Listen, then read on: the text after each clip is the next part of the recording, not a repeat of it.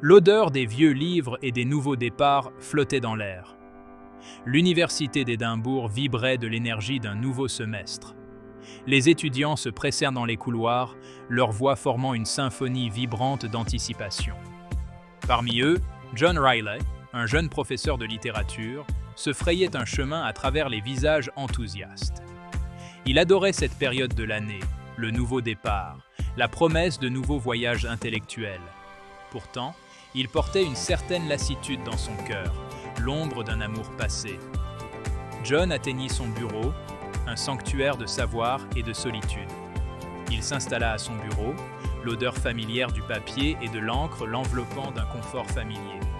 Son regard se posa sur les dos usés de romans classiques, compagnons silencieux qui étaient les témoins de son existence solitaire. Dehors, le soleil projetait de longues ombres sur la cour. John se perdit dans la préparation de son premier cours, cherchant refuge dans l'univers des mots. Professeur Riley ? Il leva les yeux, surpris par l'interruption. Leurs regards se croisèrent un instant. Puis, elle détourna rapidement les yeux, une rougeur montant à ses joues. Je voulais juste vous poser une question sur la liste de lecture de votre cours. John sourit doucement, son agacement initial se dissipant. Il avait toujours été attiré par la soif d'apprendre des jeunes esprits. Bien sûr. Répondit John en tendant la main vers les feuilles imprimées. Il les lui tendit, leurs doigts se frôlant un instant. Il ressentit une étincelle inattendue, une lueur de quelque chose d'inhabituel. Elle s'appelait Anna, se souvint-il, une nouvelle étudiante dans son cours de littérature romantique. Elle était restée silencieuse pendant le premier cours, ses grands yeux expressifs absorbant chacune de ses paroles. Le regard d'Anna s'attarda sur John alors qu'elle serrait la liste de lecture contre elle. Son sourire désarmant, ses cheveux bruns indisciplinés et la façon dont il parlait de Byron et Keats avec une telle passion l'avaient captivé dès le début. Il y avait une aura de mélancolie autour de lui, une pointe de tristesse dans ses yeux qui l'attiraient. « Merci », murmura-t-elle, les joues toujours rouges, et se précipita hors de la pièce. John la regarda partir, une étrange sensation l'agitant. Il la repoussa, l'attribuant à la nouveauté du semestre. Il rassembla ses esprits et ferma la porte de son bureau à clé. Alors qu'il traversait le campus animé, la rencontre furtive avec Anna persistait dans son esprit. Plus tard ce soir-là, John se retrouva seul dans son appartement. Son téléphone sonna, brisant le silence. Il jeta un coup d'œil à l'écran, un numéro inconnu. Il hésita un moment avant de répondre. Allô ? John ? Une voix douce et hésitante répondit. C'était Anna.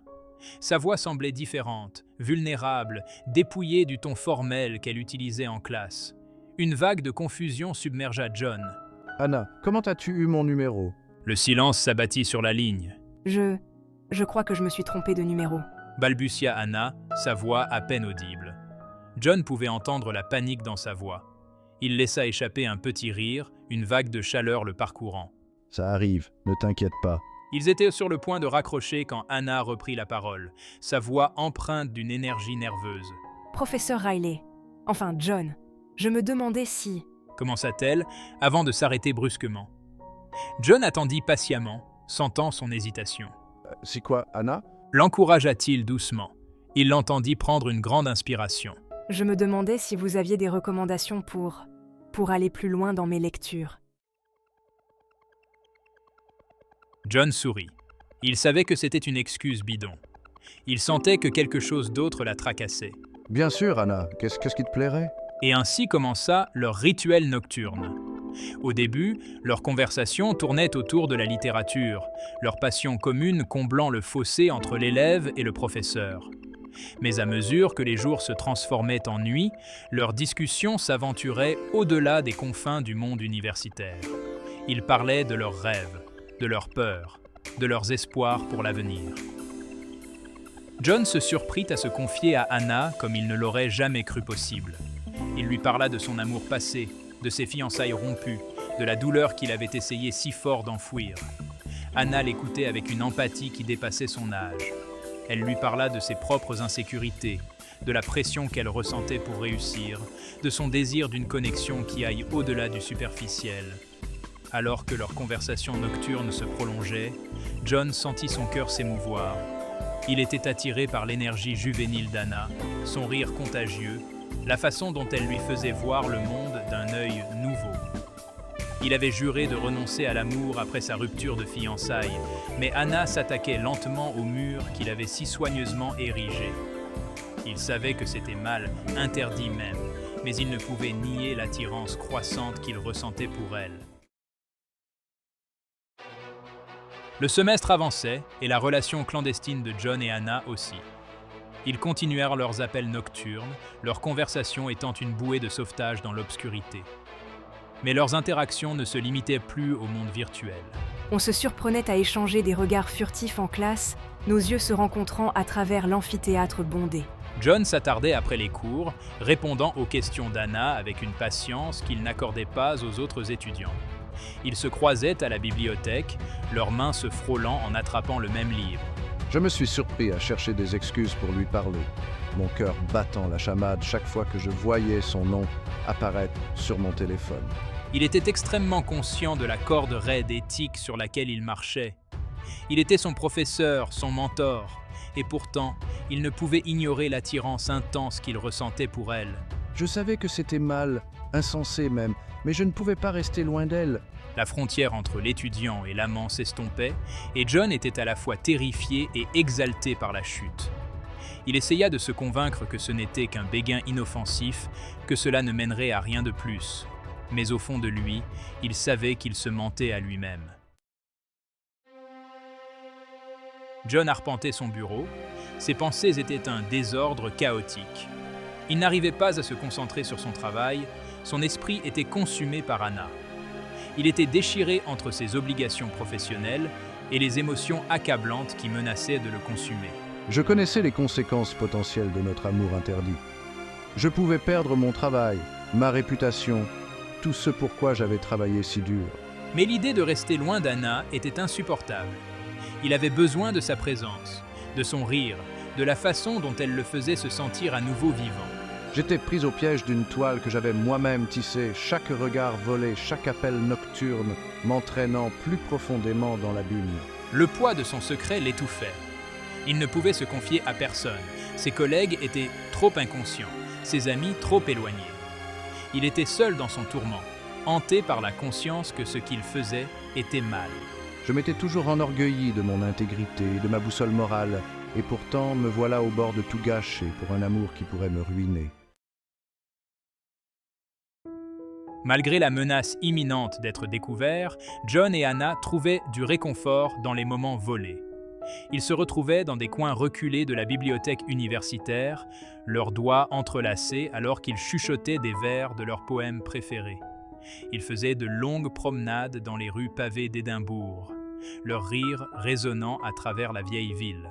J'ai montré à Anna mes repères préférés, des cafés cachés et des librairies épargnées par le temps. Chaque moment partagé, chaque baiser volé, intensifiait leurs liens, les unissant dans un monde secret qui leur était propre. Leur amour était un fruit défendu, tentant et dangereux, et ils buvaient goulûment à son nectar enivrant. Je n'avais jamais ressenti une telle intensité d'émotion, une passion aussi brute et dévorante. Anna, elle aussi, était emportée par le tourbillon de leur romance. Elle ne s'était jamais sentie aussi comprise, aussi vue. John avait allumé un feu dans son âme, éveillant une passion qu'elle ne soupçonnait pas. J'étais consciente des risques, du potentiel de chagrin d'amour. Mais à ce moment-là, tout ce qui comptait, c'était la façon dont John me faisait me sentir. J'étais jeune, insouciante même, mais j'étais prête à tout risquer pour un avant-goût du paradis. Par une soirée fraîche, John avait invité Anna à son appartement. C'était une occasion rare, une chance pour eux d'être seuls, loin des regards indiscrets. Ils étaient assis par terre, entourés de livres, un feu crépitait dans la cheminée, projetant une lueur chaude sur leur visage. John lui faisait la lecture à voix haute, sa voix était une mélodie apaisante qui se répandait sur Anna. Elle se pencha contre lui, son odeur l'enveloppa, les battements de son cœur résonnaient comme un rythme régulier contre son oreille. Soudain, un éclair métallique attira son attention. Le portefeuille de John était posé ouvert sur la table basse, une photo dépassée dessous son permis de conduire. C'était une femme, belle, avec des yeux bienveillants et un sourire chaleureux.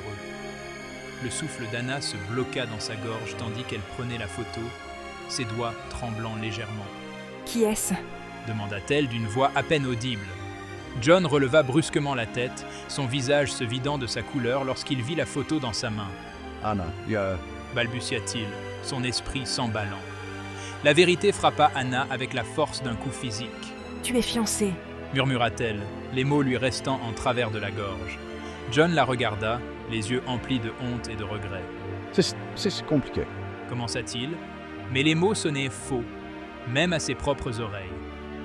Anna sentit une vague de nausée la submerger. L'homme à qui elle avait donné son cœur, l'homme qui la faisait se sentir comme la seule femme au monde, était promis à une autre. Cette prise de conscience fit voler en éclats leur bulle idyllique, le poids de sa trahison l'écrasant de l'intérieur. L'air de la pièce crépitait de mots non dits, le silence était assourdissant. Anna fixait la photographie, le visage souriant de la femme la narguant, un cruel rappel de la tromperie de John. Des larmes lui montèrent aux yeux, brouillant sa vision. Elle se sentait trahie, humiliée, stupide d'avoir cru en un amour fondé sur des mensonges. « Comment as-tu pu » lâcha-t-elle d'une voix rauque de douleur. John tendit la main vers elle, sa main plana dans les airs avant de retomber le long de son corps. « Anna, je suis tellement désolé, je n'ai jamais voulu te faire de mal. » plaida-t-il d'une voix pleine de remords. Mais ces excuses ne signifiaient rien. Leur poids était insignifiant face au poids écrasant de sa trahison. Le monde magique qu'ils avaient créé, les moments volés, les promesses murmurées, tout s'était effondré en poussière. Anna se leva, ses jambes tremblèrent sous elle. Elle voulait crier, hurler, lui faire ressentir une fraction de la douleur qui la déchirait. Mais tout ce qu'elle parvint à faire fut de le regarder avec une profonde tristesse. Les jours qui suivirent leur confrontation furent un tourbillon de douleur et de colère. Ils essayèrent de sauver leur relation professeur-élève, de faire comme si rien ne s'était passé. Mais la vérité tacite planait entre eux, un rappel constant de leur lien brisé. John se jeta à corps perdu dans son travail, cherchant du réconfort dans les mots écrits, essayant d'échapper à la culpabilité qui le rongeait. Il avait commis une terrible erreur qui lui coûtait cher. Il avait perdu Anna, la femme qui avait réveillé son cœur, et il savait qu'il ne pouvait s'en prendre qu'à lui-même. Il portait le poids de ses actes, la douleur qu'il avait infligée, comme un lourd manteau sur ses épaules. Anna, elle aussi, luttait pour recoller les morceaux de son cœur brisé. Elle se jeta dans ses études, cherchant refuge dans le monde universitaire, essayant d'oublier le goût de l'amour interdit. Elle avait appris une dure leçon sur la confiance, sur les dangers de donner son cœur à quelqu'un qui était déjà pris. Le campus, autrefois si animé, lui semblait désormais terne et sans vie, un rappel constant de ce qu'elle avait perdu.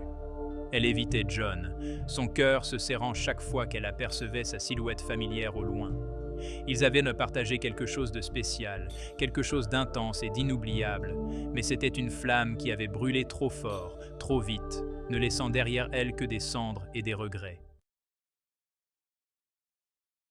Le temps, ce grand guérisseur, soigna lentement leurs blessures, mais les cicatrices de leur amour interdit subsistèrent. John n'oublia jamais Anna, son rire, sa joie de vivre, la façon dont elle lui avait fait croire à nouveau en l'amour. Il garda son souvenir avec lui, un rappel doux amer de ce qui aurait pu être. Il se consacra entièrement à son travail, obtenant des distinctions et la reconnaissance. Mais une partie de lui resta à jamais liée au souvenir de leur brève et intense liaison. Il se demandait souvent ce qu'était devenue Anna, si elle avait trouvé le bonheur qui lui échappait. Lui avait-elle pardonné la douleur qu'il lui avait causée? Il l'espérait. Anna, elle aussi, poursuivit sa vie. Elle obtint son diplôme avec mention, se lança dans une carrière réussie et finit par retrouver l'amour, cette fois avec un homme qui pouvait lui offrir son cœur tout entier. Mais le souvenir de John, de leur amour interdit, persistait dans un coin de sa mémoire. C'était un rappel de sa propre capacité de passion, d'abandon insouciant et de la douleur douce amère d'un amour qui ne pourrait jamais être. Ils avaient tous les deux aimé et perdu, Leur chemin s'était de croiser pendant un bref et brillant instant, laissant une marque indélébile sur leurs âmes. Ils portaient les cicatrices de leur amour interdit, un rappel de l'intensité de leurs émotions, de la profondeur de leurs liens et de la vérité douce amère que certains amours sont destinés à n'être que des souvenirs